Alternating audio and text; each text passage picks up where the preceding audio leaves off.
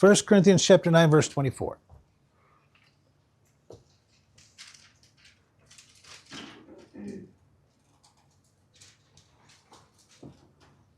1 Corinthians 9:24 says, "Do you not know that those who run a race all run, but one receives the prize?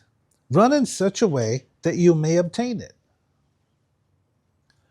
When you're looking at your recovery, when you're running your race, we only have one life, right? Are you running to obtain a prize? Are you running to win?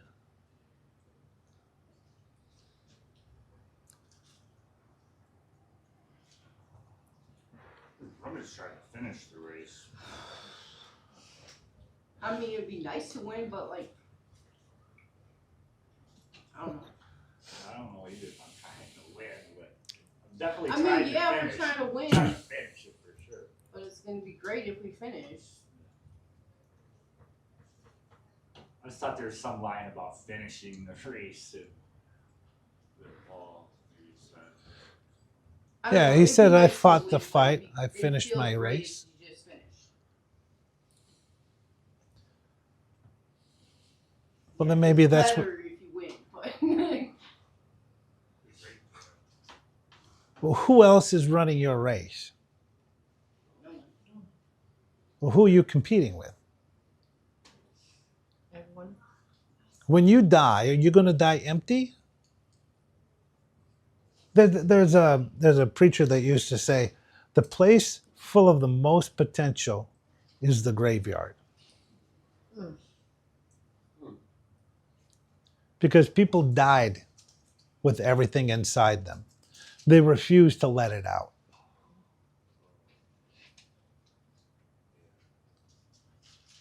What are we holding back for? If you're going to run this race, if you're going to do recovery, you better do everything possible that you can do in order to make that a reality. I'm telling you this, especially young people. The younger you are, the better you are. The more you do that, the more you're going to set yourself up for success in the future. The more you mess around, the longer this is going to take. If you run with focus, when you don't allow distractions to pull you back or hold you down, and you have your eye, when you look at what God's put in front of you, and for this is recovery. What I'm going to do is I'm going to recover from addiction. That's what I'm going to do. And I'm focused on it. I'm going to do everything necessary that I obtain it. That is run your race. That is win the race. That you have that, right? How do you know you have recovery? Where does it come from? Within you. It comes from within you. That's where you have it. You have it within you. And then when you act on what you believe, you'll see those results on the outside. Like I said at the beginning, this isn't, we're going to get some information and we're going to do some things on the outside so that my inside changes. Does that work? Somewhat. Where I would rather focus on is focus on your heart, change you from the inside outward. When you start to believe that you can recover, when you start to believe that things will be different, when you start to believe that you can accomplish something, you'll see what to do. And you won't have any problem doing it because you have something. You have something in you that you have to express. That's about living, not surviving. What are you here for? Are you here to give just a smile or a hug? Or are you here to really add value? What is adding value? It's that you're giving something of value to someone else and not so concerned about yourself. It's not all about me. How am I going to take this? It's not about serving yourself, but it's about giving. What gifts has God put in you to give to other people? What talents has God put in you that you can use in your life?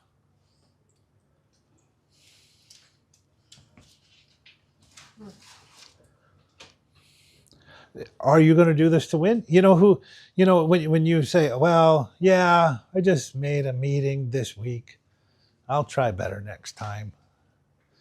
You're not even trying. Not even trying. Alyssa, when she got here she was here for 2 or 3 months and realized, hey, this girl could do something. And I brought her in there and I'm like, you're lazy. I said, you're not even trying. I said, you need to get busy. You need to get busy about this. You're just complacent. If you're complacent, even what you have will be stolen from you. Do you believe that? If you're complacent, even what you have will be taken. But if you have something and you're using it, you'll be given more. Run in a way that you're going to win. You're not waiting around. Make those meetings. Make more meetings. Remember David and the Foreskins? Sounds like some kind of group, doesn't it? Is that a band? Some kind of band. Yeah. David and the Foreskins. That's so funny. Saul, yeah. Saul sent David out to kill like 200 Philistines and bring back the foreskins. Can you imagine? I can't even imagine. I'm glad we changed. We're not doing that. Right? Bring back their thumb or something. Yeah, bring back their thumb. But David went out and he come back with double the amount of foreskins he was supposed to.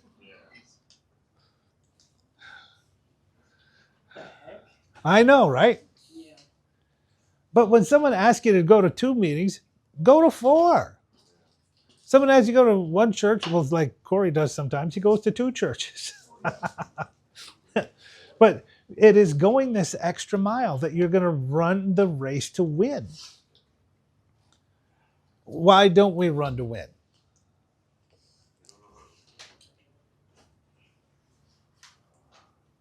There's so much on my mind right now. I can't help it. Win? If we don't want to win, it's because probably once we do win, then there's going to be more expectation from you. So that if you do win, More made higher, so then you'll have more expectation. yeah. And who wants that? Well, you know what I'm saying? Do you know what I mean by that? No, tell me.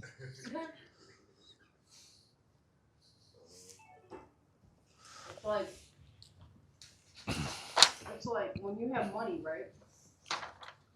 Once you get more money, now you got more bills, more people to help. Now you're spending more money. Right? So then you gotta get more. And Yeah. it's like the bar is being higher every time. And it's like we set up the bar low, don't gotta do much. It's kinda like being lazy basically. It is being lazy. You don't have to do more and more and more. This is all I've done for the last 12 years. Basically this. But through that, we've helped hundreds and hundreds of people.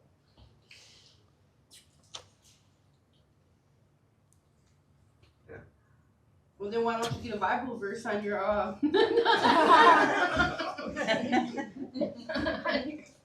Yeah, because that's going to make all the difference. Hebrews 12 verse 1 says, Therefore we are also surrounded by a great cloud of witnesses. Let us lay aside every weight and sin which so easily ensnares us, and let us run with endurance the race that's set before us. It's Hebrews 12:1. And what he's talking about there is the Hall of Fame of faith is Hebrews 11. That's all the people that died in faith, expecting, looking for Jesus. What are you looking for? What do you have? If you're going to go and start college from here, what do you have to stop doing?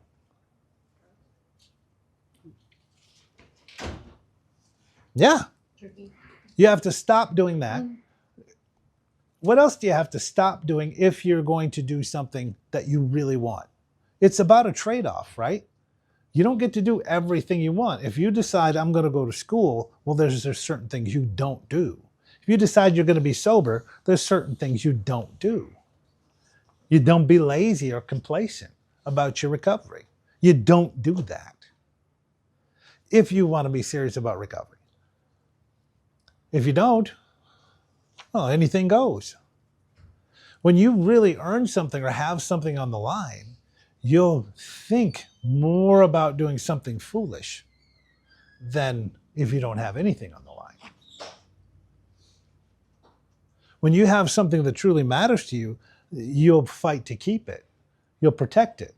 You'll lay aside those weights and sins that beset you. And it's easy. It's easy for all of us to be caught up in weight and sin and ridiculousness. It's easy to be caught up in chaos. So if you're doing chaos, what you're not doing is what you really want to do.